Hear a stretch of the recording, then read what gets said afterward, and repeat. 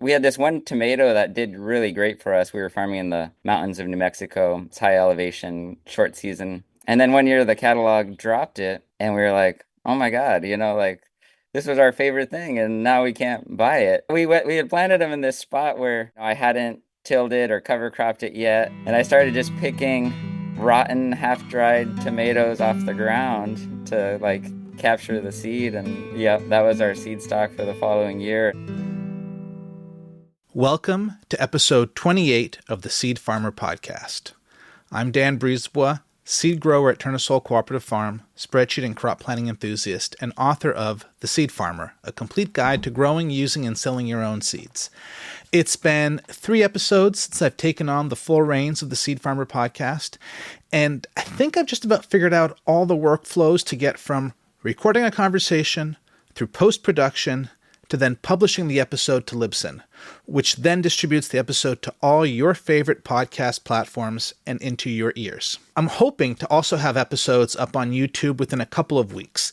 This isn't particularly difficult to do. There's not a lot of technical challenges for that to happen, but there are so many small things to do anything, to make anything happen, especially during the farming season. We're deep in garlic harvest right now, about to really get into seed harvest. So I'm just doing everything a little bit slower to make it happen, and I want to get these episodes, and my priority is to get these episodes into your ears every 2 weeks right now. And I'm thrilled that I've done this for 3 episodes in a row. Yeah, and to have figured these things out. And I'm also really thrilled to be able to continue sharing these conversations with you. I love having them. I love talking with our guests, and I love learning more about seed things that I don't know about, and about farming in general. And I get great feedback from all of you that you're enjoying these conversations. So so I'm really glad to be able to do this. If you want to help make this keep happening, there are a lot of different ways to support the podcast. You can financially support the podcast by going to spreadsheet.farm/support podcast or following the links in the show notes. A thank you to Holly Sylvester, who just signed up to support the show this way. Holly also happens to have a great Substack called Adventures in Seed and Soil. I think you should go and read all the 2024 posts, Holly's adventures in Oregon, Washington, and British Columbia, visiting so many great seed growers, many who've already been on this podcast, some who will probably be so in the future. And I recommend that you go read Holly's Substack. And thank you, Holly, for supporting the show. I really appreciate it. Another way you can help support the podcast is to leave a 5-star review. It only takes a second to go into your podcast platform and rate it. You can also tell all your friends about the show and share your favorite episodes with them. Sebastian Aguilar is this episode's guest. Sebastian runs Summertime Seed with his wife, Kelly Gelino, in Dayton, Oregon. This year, they're growing 190 varieties on 16 acres. In this episode, Sebastian shares how they transitioned from vegetable farming to seed production, the challenges and benefits of mechanized seed cleaning and harvesting, and how they recently launched their own retail seed company. In the deep dive, Sebastian and I talk about growing onions for seed.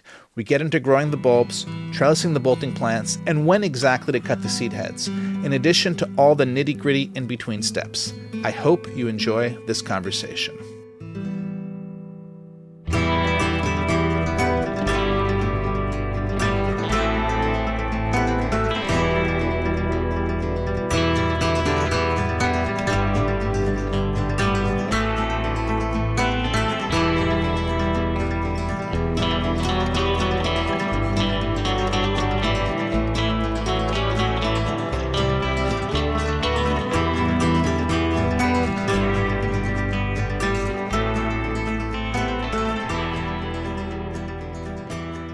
Hi, Sebastian. Welcome to the Seed Farmer Podcast.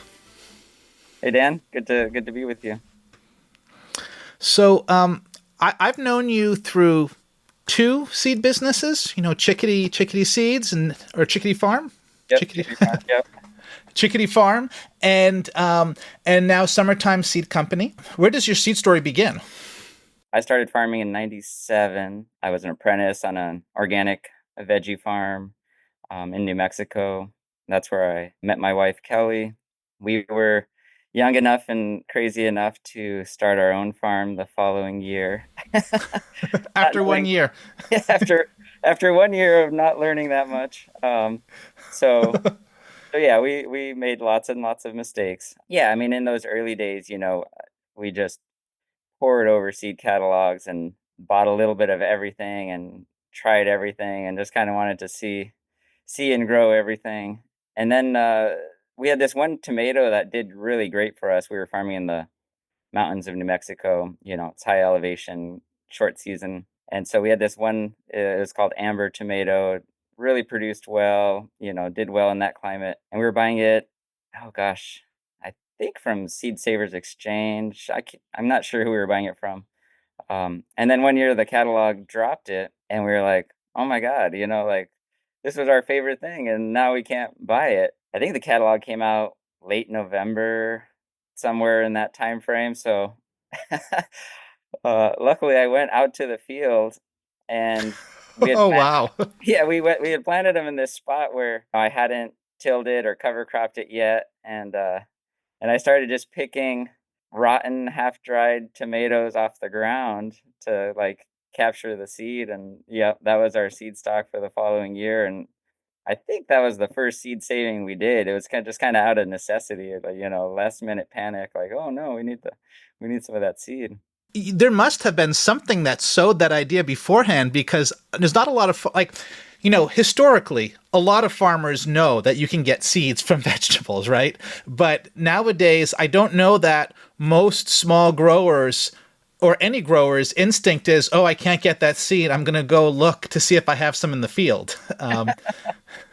Yeah, yeah. I mean, that was a long time ago, so I don't know. I don't remember now, but yeah. I mean, I'm sure I'd read about it or thought about it, and just kind of hadn't really done it yet. So yeah, I mean, I definitely remember looking up, how to do it. We didn't have any internet, or I don't know what I was doing at that point, but uh, but it worked. It worked, and so that was the start of it. We didn't do a whole lot of seed saving for a while. I mean, we kept that going, and we maybe had a tiny project or two, and then fast forward to maybe 2008 or in that area, and we were living in Port Townsend, Washington, farming up there, veggie farming at the same time again. And then and luckily OSA was in town, and we got to know them, and we started doing variety trials with John, And the OSA being the Organic Seed Alliance. Organic Seed Alliance. Yep. And then Michaela started putting together a seed grower group. And so, yeah, between Michaela and John, they kind of just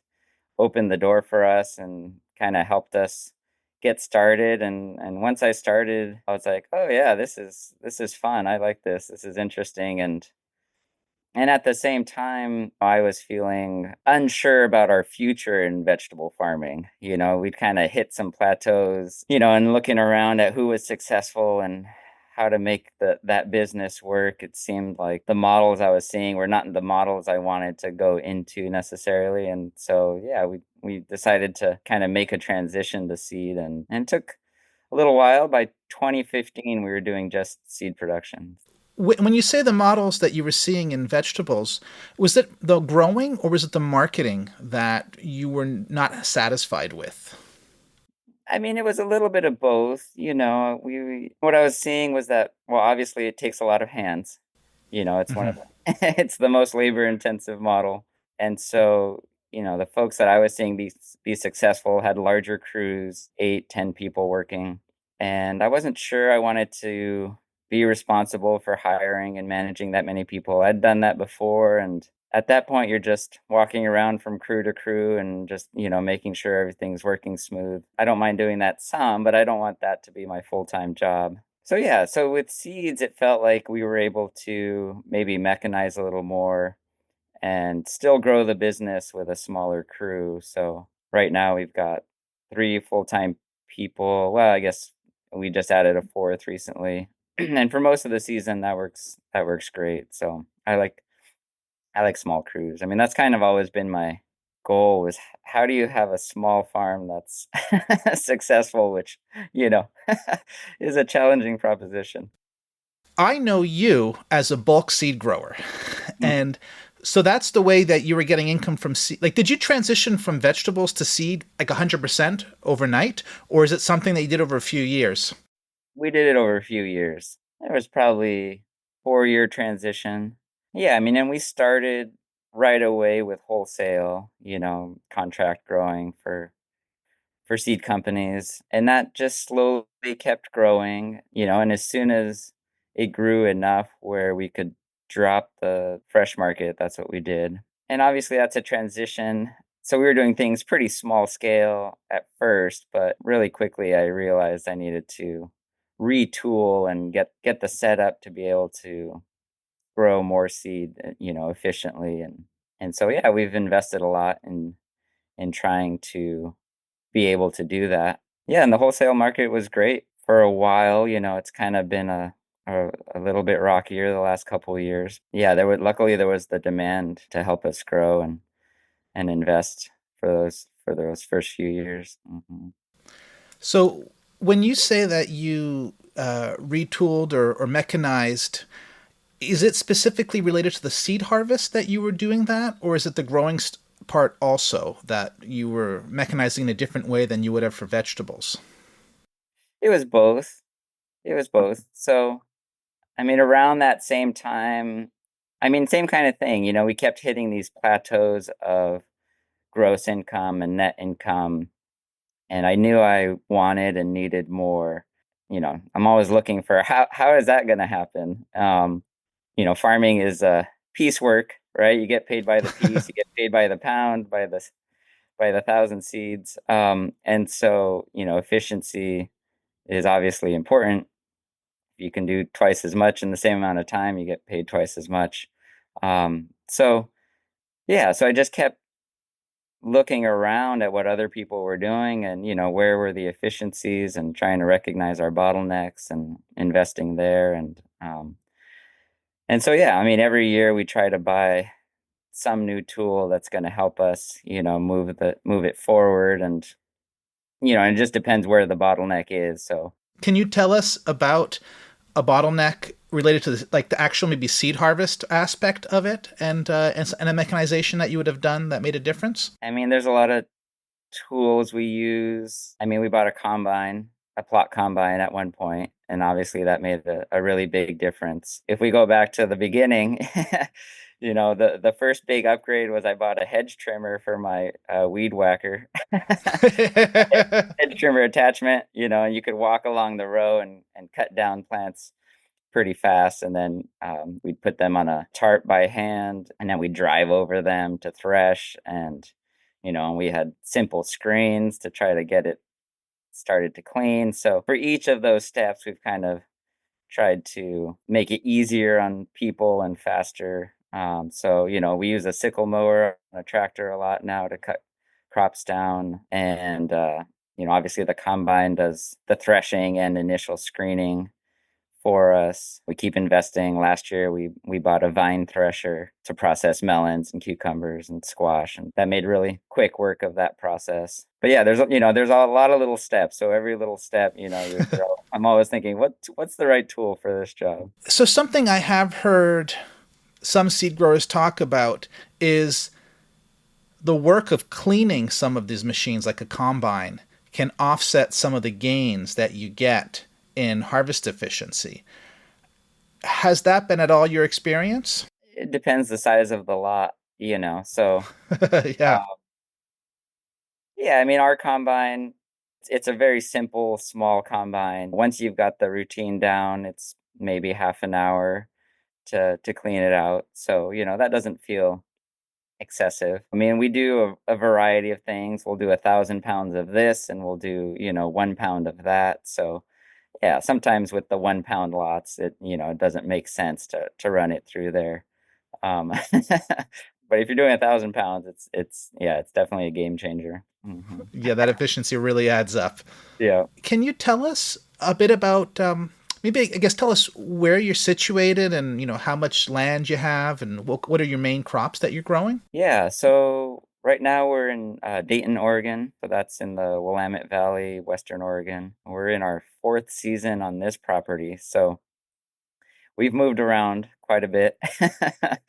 uh, prior to this, we were in Southern Oregon and in a town called Talent, Rogue Valley. And that was really nice, great for growing seed, but we ran out of water, had a real bad drought, lost our 2021 season, and just decided we needed to move north where there was a little more water. So luckily, we found this great spot. We're on 16 acres, and yeah, it's flat. It's class one soil. We're pumping out of the Willamette River for our irrigation. And on the 16 acres, we probably have 10 that are in beds. We grow on beds that are 5 feet wide on center and 300 feet long. And then this year we're doing 190 varieties, which is a little more than usual. I think last year we maybe did 150.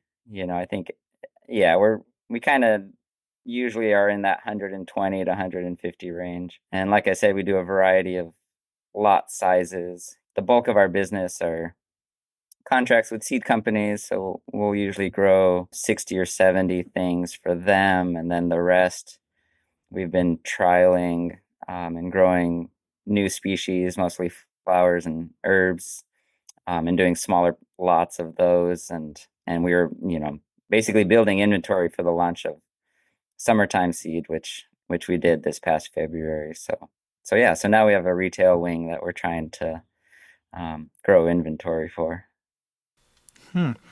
So I definitely want to talk about the jump into retail. So the contract seed is still the majority of of your sales. I guess when you just Oh launch, yeah. it's hard to pivot right away. I have so many questions about contract growing, especially because you're doing so many different species. Can you tell the listeners a little bit what it means to be a contract grower? I'm just assuming a lot of people know, but maybe if you want to fill in so that it's clear to everyone listening.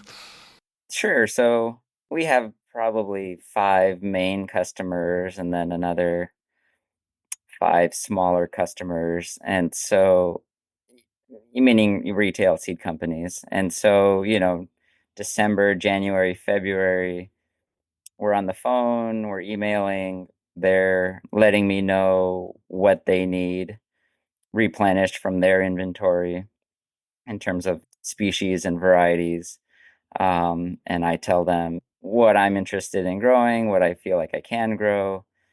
We'll negotiate price and volume, and create a contract. And then my job is to produce that. So they'll send me the stock seed. I'll produce the seed that season, clean it, try to have it delivered by mid-December at the latest, and then we get paid in January, February. And so a lot of our customers come out and do a site visit and see the crops in the summertime. And we do a variety of things from just bulk grow outs to stock seed selection to things that are in between that need broguing. But yeah, mostly it's just a bulk increase. Do you always start with their stock seed, or are there any varieties that you might be maintaining the stock seed and they're going to you to grow out?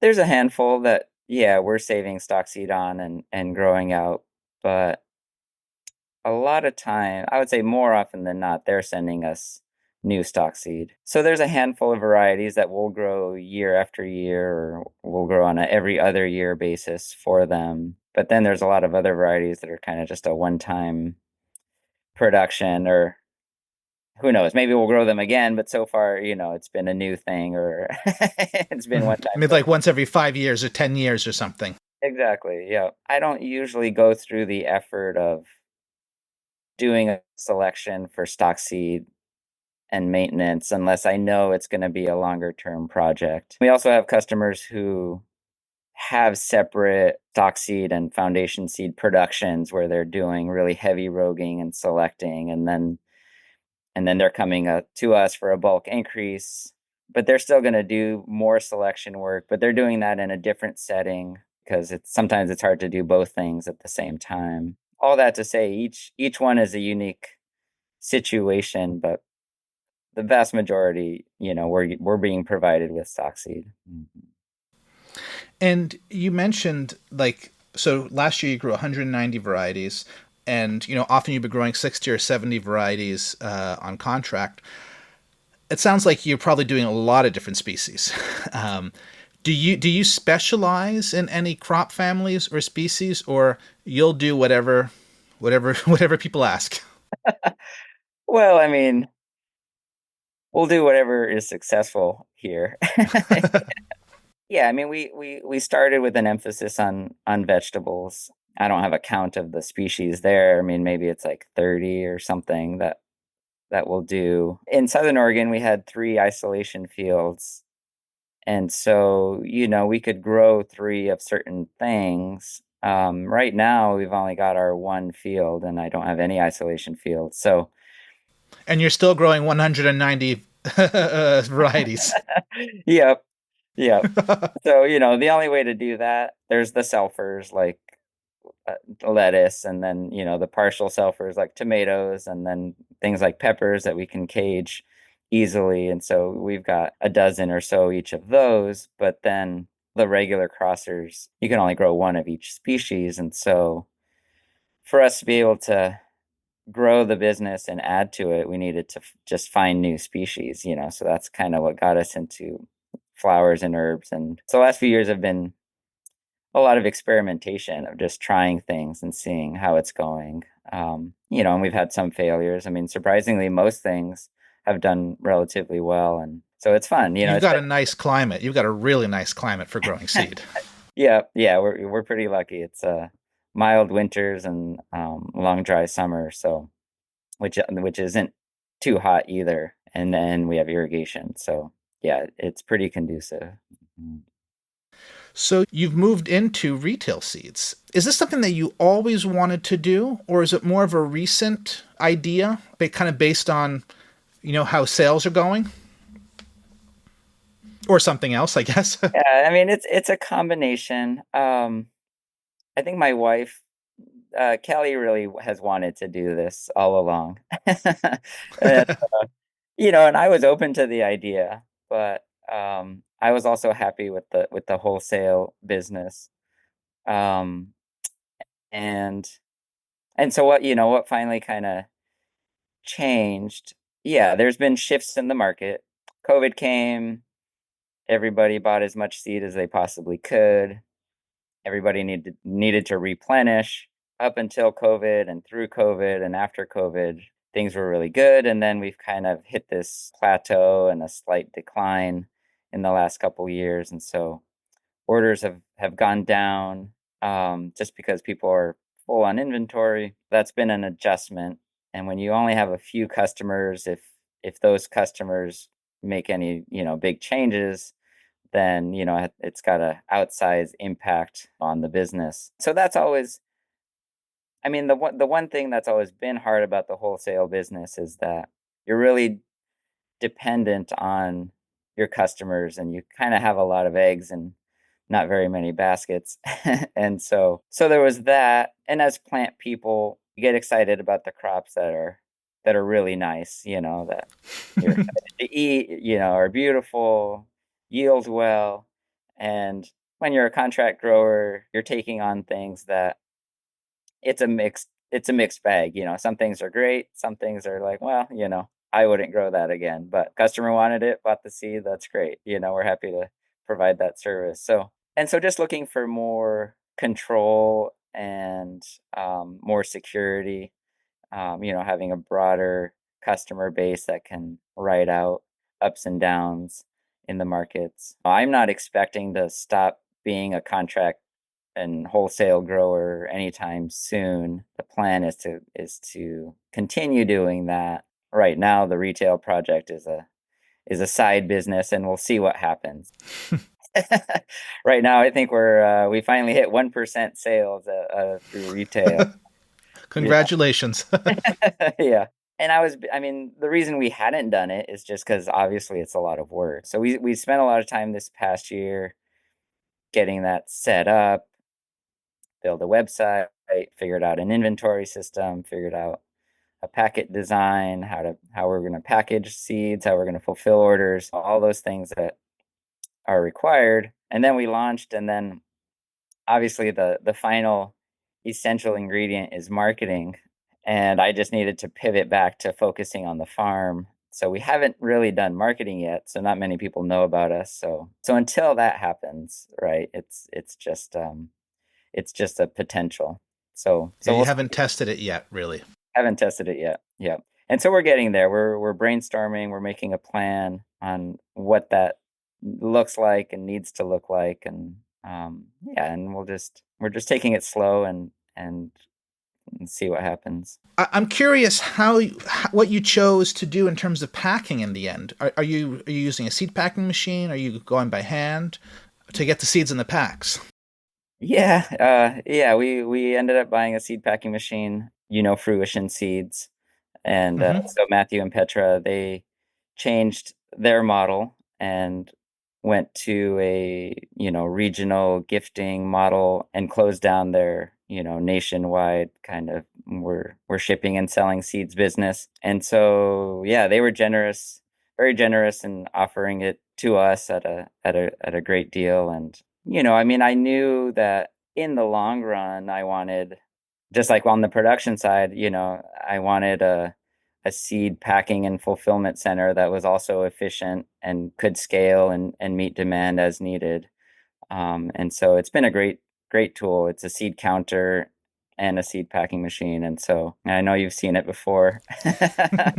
um, and so, yeah, I mean, and just having the seed counter is, really nice to get how much does 1,000 seeds weigh and being able to sell seed by count instead of weight. So, yeah, I mean, it's great. I mean, we can take a variety and train the machine and do a packet run in 20 minutes, half an hour, and that variety is good to go for the next few months. So definitely saves a lot on labor and does a high quality job at the same time.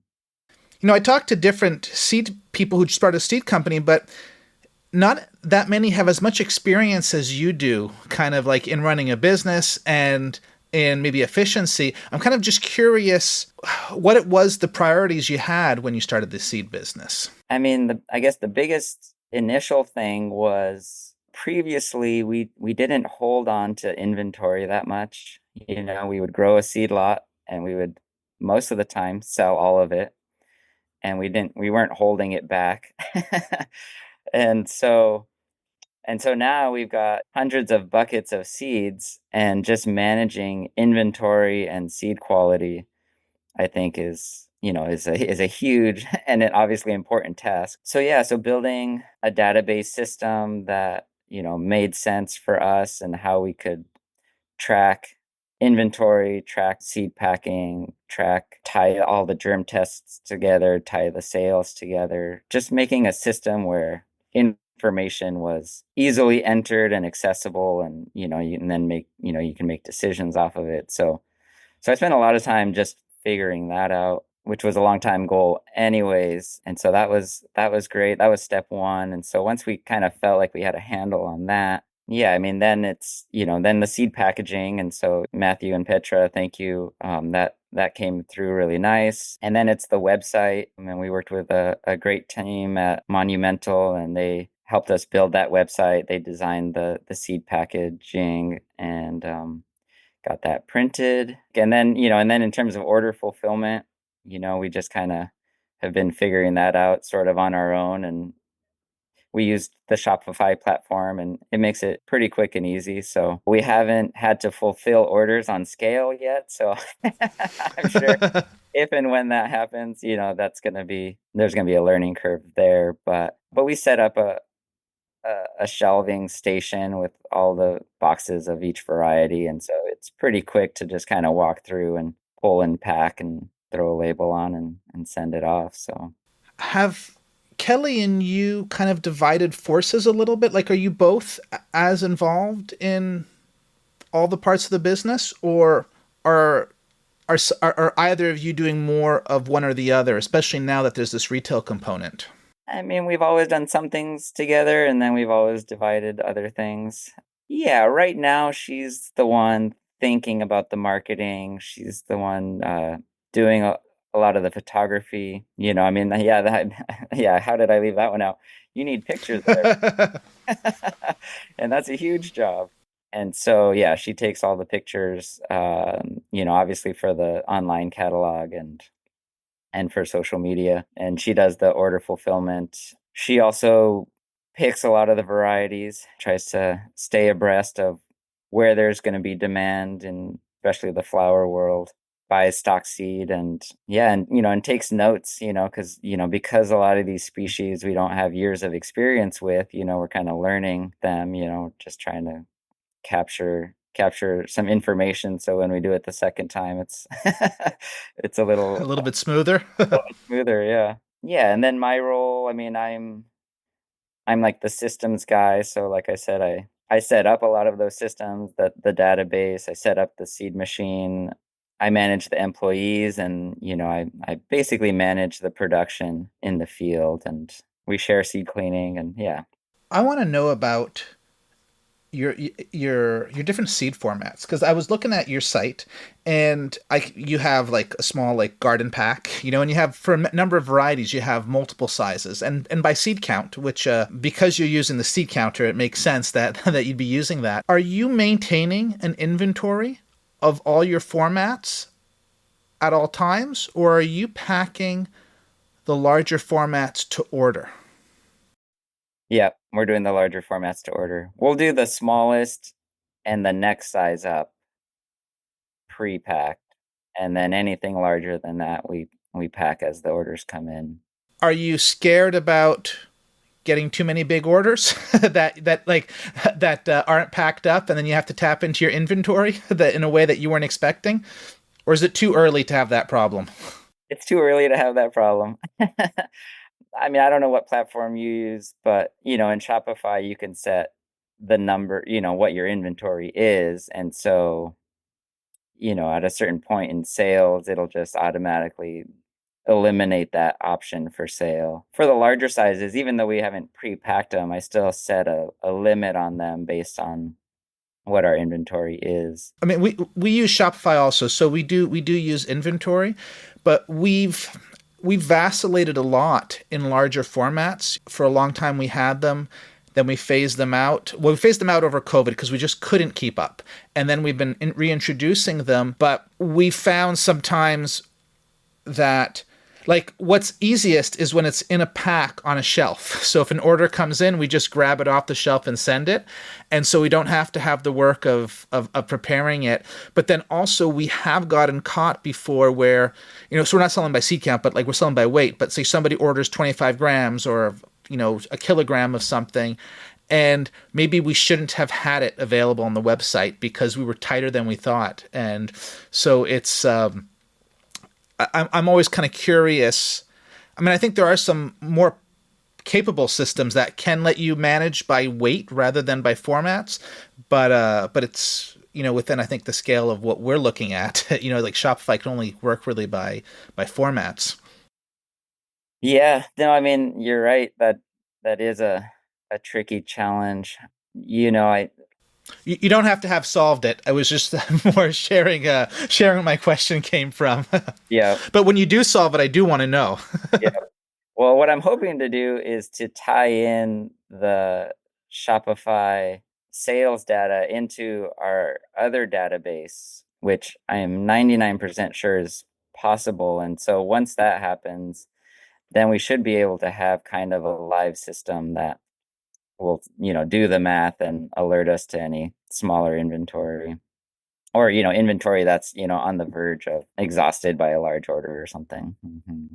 We use I don't know what to call them, plugins or apps on Shopify. I can't remember what term they use, but we use, I think it's called Better Reports, which lets us export stuff on on an hourly or daily basis through Google Sheets. And then we can, our whole database is through Google Sheets, but we can do that. But I'm sure there's some way to get that information into your database. Yeah, exactly. It's, plug-in or whatever. Yeah, whatever you call them. If you're already a seed farmer, or even just thinking about harvesting seed from your plants for the first time, head over to seedgrowers.farm for my free seed grower resources. There is cross pollination information, seed yield information, even a few seed spreadsheets. There's also a list of my favorite seed books and podcasts. While you're there, you can also sign up for my weekly newsletter to get seed grower tips and stories straight into your inbox. So head to seedgrowers.farm for my seed grower resources. Now, back to the show. I think it's time for us to kind of pivot into a deep dive to talk a little bit about a more specific crop. And you mentioned onions as a crop we could talk about today. um, so you did allude a little bit to your climate beforehand. Can you just say a few more words about how your climate affects growing seed, like where you are in the world, or I guess the weather, the climate? Well, I mean, I think you've got multiple factors. So for seed production, a dry summer is nice, right? I mean, especially for all the dry seeded crops where the seed's exposed, you don't want rain events to damage that seed. So, things like lettuce or other crops like that. So we have a dry summer. It stops raining usually sometime in May, and it doesn't start again until sometime in September. It's not perfect, but it's, 99% of the time we're going to be dry in between those months. So that's really helpful. Our humidity is not that high. And so, we're able to keep plants healthy, minimize diseases that often comes with high humidity climates. My And then favorite. and then we have a mild winter, so that makes it a lot easier to overwinter biennials or winter annuals or even perennials. And so, we can do a lot of fall planting with crops that in other parts of the country they might only do a spring planting because it wouldn't otherwise survive. Or, we don't like dig up brassicas and hide them in a root cellar or anything. They just live they live out in the field all winter long. Um, I am so jealous of that. Yeah, I mean, in summer temperatures, I would say our average summer is in the upper 80s, but we'll definitely get to 100 on a regular basis. Yeah, it's not too hot. We still have cool nights. We're in the low 50s all summer for the most part. So, yeah, I mean, there's a handful of crops. I'm like, oh yeah, these would grow way better in California. And then there's, a handful of crops that would grow way better up north in Washington. And, I mean, everything's kind of has its ideal climate, but we're in a good middle ground for a lot of things. Such as for onions, perhaps? Yeah, onions do great. Onions do great. Do you want to tell us? So onions are biennial, generally. Do you want to tell us what how you start them and I guess to go through the process? Sure. We grow an onion just like anybody else would in year one, store them through the winter. We'll replant them as early as we can the following spring. So usually So that's so you're not leaving them in place. You're digging them up and keeping them somewhere, despite your fantastic climate. yeah, I mean, we probably could leave them out, but the downsides of overwintering things in the field, I mean, there is greater disease pressure. You also have weed pressure.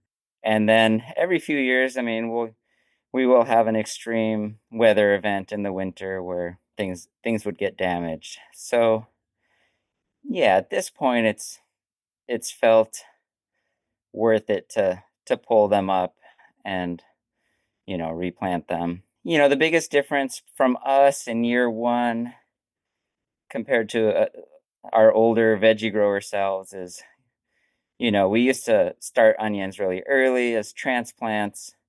Maybe seed them mid-February or something like that and transplant them out. And you're trying to get, as big of an onion as you can. Obviously, that helps with marketing and sales. But for us now, a smaller onion is actually more conducive to storage through the winter and replanting. And so now I direct seed my onions. When do I do that? I think might be the beginning of May, end of April. I'd have to look it up, but somewhere in there. Hmm. So it's a lot later than I used to. And we're direct seeding instead of transplanting. We end up with a range of bulb sizes from inch and a half to 2.5 inches for varieties that you could easily grow a 3 or 4 inch bulb Hmm. otherwise. But I feel like they store better, and then they obviously take up less room to store. So Definitely. it's nice that way. Obviously, weed control is a challenge in year one. I mean, the hard part about onions really is that it just takes so long, right? So you're starting in April or May of year one, and you're not harvesting until September of year two. So, a lot can go wrong in between in that year and a half. Yeah, so, we grow the onions, dig them up in the spring as soon as we can work the soil, pull a furrow down the middle of the bed, and we use like a water wheel planter to just make it quick and easy to kind of throw a bunch of onions into the furrow. We're not actually like putting plants into each dibble hole or anything. We're packing them in so that they're basically all touching each other in a row. And we just grow with one row down the center of a 5 foot bed. Yeah, and I'll send you some pictures. And so then they resprout some leaves, and at one point they throw out a. So you said you're putting them in a furrow. How deep is the furrow? Oh, it's not very deep. Are you covering the top of the onions, or are you closing the furrow? We backfill it a little bit, but the top third of the onion is still exposed. Okay. Yep. So, not that different from when we dug them up. Yeah, so then once they start flowering, at one point we will go ahead and set up a trellis system just because it just makes harvest a lot easier. The onions don't really need a trellis, but we just use the thin, we call them pencil rods here, 1/4 inch metal stakes, 3 or 4 feet tall. They go in the ground real easy, and then one strand of tomato twine to kind of just prop things up so that it's real easy to get in and out, because that's the challenge of onions at harvest, is that you do harvest them head by head as they mature. So I think we do usually 3 harvests over a 3 week period or something like that. Most things we grow in 2 rows on a bed, and I've done onions that way, but then, once they send out the flower stalks, you can't weed it. There's no room to move around and harvest. And so, going to a single row and a trellis has made it really comfortable. And so, and then that way you can just pack the onions in. You're still getting that same plant population per square foot, and Just in a narrow band. just in a narrow band. Yep, yep. And now we lay ground cloth too in between the rows. So Like right up to the onion, kind of like. yep, yeah. I mean, we'll use a 4 foot ground cloth, which is usually like 4 feet and maybe an inch or two. And so Hmm. there's still a gap where the onion row is, but after some initial weedings and the crop canopy, it stays clean through harvest. Do you use ground anchors on the ground cloth, or are you using like sandbags or gravel bags? Yeah, I mean, we'll use staples if they're working.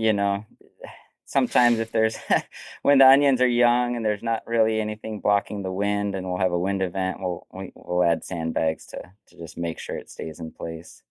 Yeah, and Hmm. it's always hard to anchor in the bed rather than, on the paths or somewhere where the looser the soil, the less the staples Yeah.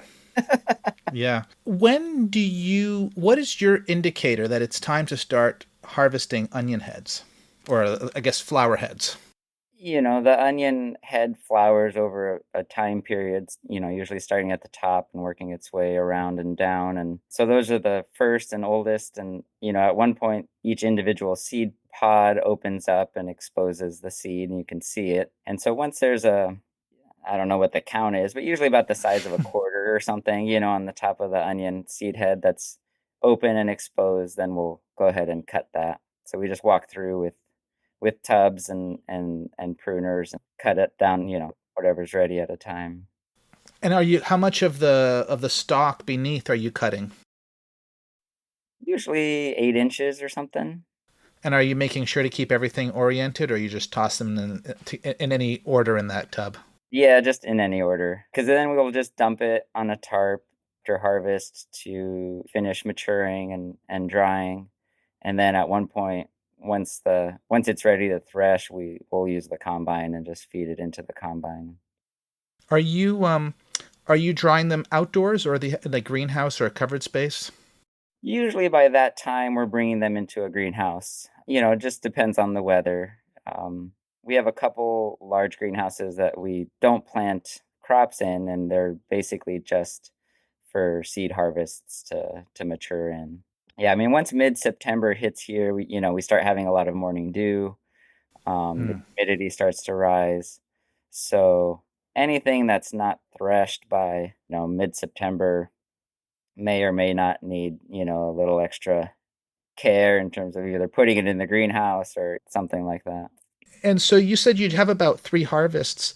Are you gathering are you gathering the harvests all on the same tarp? Like kind of like, there's the first part is like your earliest harvest, then the next part on the tarp is the second harvest, and then the last part, the third harvest, or you have like three separate harvests? And maybe a second question related to that is when it's time to thresh, are you waiting till all 3 harvests are dry enough to thresh to do it, or are you doing them systematically as each individual lot gets ready? No, we wait till everything's ready and just do it all at once. Yeah, I mean, I'm not necessarily trying to keep the first harvest separate from the second. It all gets mixed up in the end. The nature of that situation, oftentimes they will end up on three different tarps or something. But, unless something really strange happens, we're just going to combine them all together and feed them in together at the end. What kind of thresher are you using? It's the plot combine. Uh, Okay, it's the plot combine, yeah. so it's metal Um, press bar. Mhm. what are the steps after it goes through the thresher? So it goes through the thresher, so the combine threshes and then it runs it through a screen and gives it a light winnow, but things still come out pretty dirty. And so, I mean, basically everything that we grow then goes through two other tools, and one is a air screen machine, and we use one called the Eliminator. It's uh it's the copy of the M2B clipper that Commodity Traders builds. And that works great. I like that machine. That'll screen and winnow, and then we use a winnow wizard to finish cleaning the onion. Okay. And onion, like so many other crops, how dirty it is and how hard it is to clean depends a lot on when you threshed it, what the humidity was, how long it's been sitting there. So sometimes we can get onions really clean, and then sometimes, it's you still have those little bits of stem and like the bracts underneath the flowers. Well, do you have any words of advice about like the optimal moment to do it if you can? Yeah. Um, yeah, well, I mean, obviously you need to wait until the seed is fully mature, but then, as soon as you've hit that point, the sooner you can thresh, the better, because I mean, as you know, like the more spring is in the plant material, the less it's going to break up and then be something that you need to clean out. So you can adjust how aggressive you're threshing it, right? And so you want to minimize the aggressiveness just enough to get all the seed out, but you're trying not to damage the plant material as much as possible. You're trying to do it at the right humidity so that it's got that spring and bends instead of breaks. Onions are notorious for having a short storage life. Mhm. However, I'm curious what your experience has been. And it's possible you haven't had a lot of experience storing for a long time just because of you're selling it off. But do you subscribe to that perception that onions have a short storage life, or Have you had experiences that challenges that? And I guess I should say I've had experiences that challenge that, which is like I'm not trying to set you up here. I'm just kind of Uh, curious about your experience.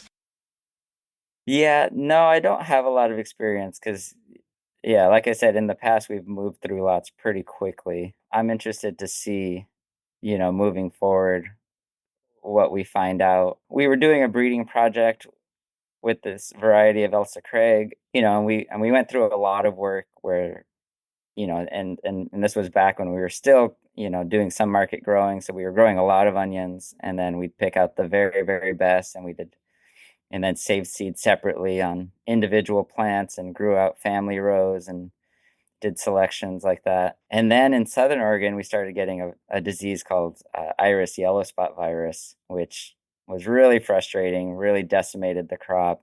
We could grow the onion in year one, we could get it all the way to flowering in year two, and then, you'd have these lesions on the flower stalk that it would collapse, and, you'd lose it right at the end.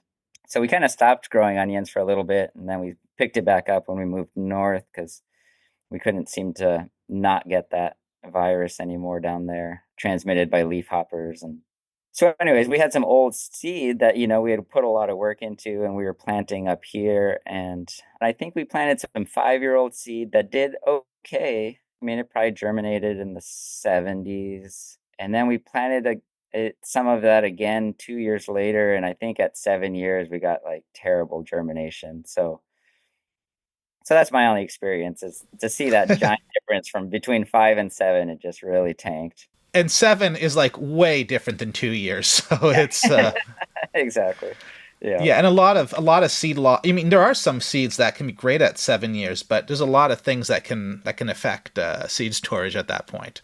definitely. Yeah, so we've made a lot. Yeah, I mean, now we've got an insulated room with climate control in there, and so we're trying to keep things for the long term. Mhm. Well, I wish you some great onion storage or onion seed storage. Thank you, thank you. So I'm going to ask you some of the wrap up questions now. And the first one is, what would you tell your younger seed growing self? Seed growing self, not farming self.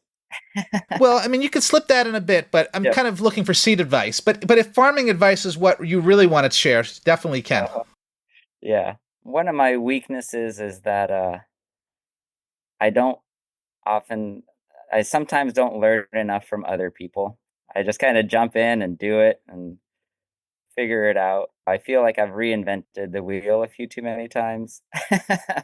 So building that community around you, asking lots of questions, reaching out, I think is great advice for anybody getting into anything. I'm trying to I've gotten better at that, but early on I definitely just jumped in and whatever. Learned the hard Like way. starting a farm in year one Exactly. or year two, I guess. But yeah. Yeah. Um, so there's that, and then taking notes, taking pictures. So often I'm like, oh yeah, I'll definitely remember this. And then nope, it does not happen. We learn so many things every year. How do you Mhm. hold on to that information, especially when you're doing so many different things? It's helpful to have some kind of good system where you're building on all of your experiences in a good way. Do you have a farm system for keeping track of crops or notes over time? Yeah, I mean it's changed. Yeah, I mean our newest system is kind of incorporated into that same database that I mentioned, and so now it's really easy to pull up any lot and just add a few notes to it. I try to take pictures of a lot of things, because that's just quick and easy. I don't often write things right in the moment. I try to I try to pause on a weekly or every other week and kind of write down a few. I've got an ongoing list of lessons learned, you know. So I do try to stop and write those on a regular basis, but in the in between is just lots of pictures, because and then I'll go back through my pictures, and it'll just jog the memory. I'll see what I was looking at. I'll remember what I was thinking, and and I can go from there. What would you say to market growers to inspire them to start growing seed? I think most of them would really enjoy doing it. some level. I would just start small. I would start with a selfer, so they don't have to worry about cross-pollination. They're already plant people, and so getting to know the plant through its, whole life cycle, I think is always fun and interesting. Yeah, I mean, and for some crops, I mean, they might be able to provide seed for themselves relatively easily, and then the benefits of that are you start to adapt something to your climate or to your system. And then even more fun than that is trying to change something to just fit your personal preferences. I mean, it becomes a passion project, which I know you have many of. I enjoy following those. Yeah, I mean, and you don't need a lot. You can use screens that you probably already have lying around your kitchen and a window fan, and for some things are it's pretty easy to thresh and clean. And so I mean, I would just start playing with it, and then once you're comfortable, seeing that process through, because you have to get to understand, when seeds are ripe and when to cut the plant down. And so I would just play with it for a little bit. And once you're comfortable with that, then adding it to providing seed for yourself or your community, I think is great. Is there something I should have asked you that I didn't? Oh, I don't know about should have. Something I could have asked you that's interesting that I didn't. What I find most fascinating about small scale organic farming is it's so complex and it's so challenging to create something that has a really strong triple bottom line. I, like probably most of your listeners, got into this out of values and wanting to care for the earth and care for our communities and be close to nature and be aware of our interconnectedness. And so, that's kind of the underpinning of my farming, is like how do we farm in a way that maximizes that kind of health, just short of rewilding the earth and going back to hunter gatherers. Just um, short. but then we have to realize we're in 2025 Western culture, and we need to generate income, and we have to have certain quality of life. So there's an economic piece, which directly ties into the social piece. What is the quality of life for everybody on the farm and around the farm? Yeah, it's just really interesting to me. How do you create a system that is improving the ecosystem, is economically viable, and really is bringing quality of life to everybody involved, and it's a tall order, and I applaud small farmers everywhere for being part of that figuring out and testing things and sharing things. Yeah. So that's what keeps me excited and going, on top of a million other things. Seeing plants fulfill their life cycle, trying to do breeding work, what's the highest germination rate I can get on a lot of seed, etc. But yeah, it's a fun project. How can people find out more about what you're doing? We've got a website, summertimeseed.com. We're on Instagram, and I think that's about it. Those are the main places. Reach And out I'll to put me. links to those in the show notes. Yeah, yeah. No, reach out to me. I love talking about farming. I love talking about seeds. So yeah, happy to touch base with anybody. You can reach us through both those channels. Well, thank you so much, Sebastian. I hope you have a great season. Yeah, yeah. Thanks. This was fun, Dan. Thank you. I hope you have a great season too. So do I. Thanks. And that's episode 28 of the Seed Farmer Podcast. Thank you, Sebastian, for being on the show. You can find links to Summertime Seed in the show notes. On the tournesol front, as I record this, we're halfway through the garlic harvest. I think I mentioned in the intro. We've brought in about 12,000 bulbs so far, and they're looking pretty nice. We had very little winter kill this year, which is really, really awesome. this winter of, I guess, 2023 going into 2024, we had a lot of winter kill, just a rough winter, rough spring for garlic. And I'm really relieved to not be reliving that. I'm also relieved because the garlic looks great. And we've just begun taking garlic pre-orders on the Tournesol website. And it's always nice to know you have something good to fill those orders. We're also beginning the winter radish seed harvest.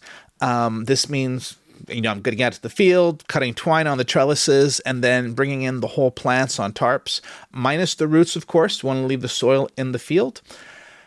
These plants then dry down in the greenhouse, and in a few weeks, I'm going to start threshing them.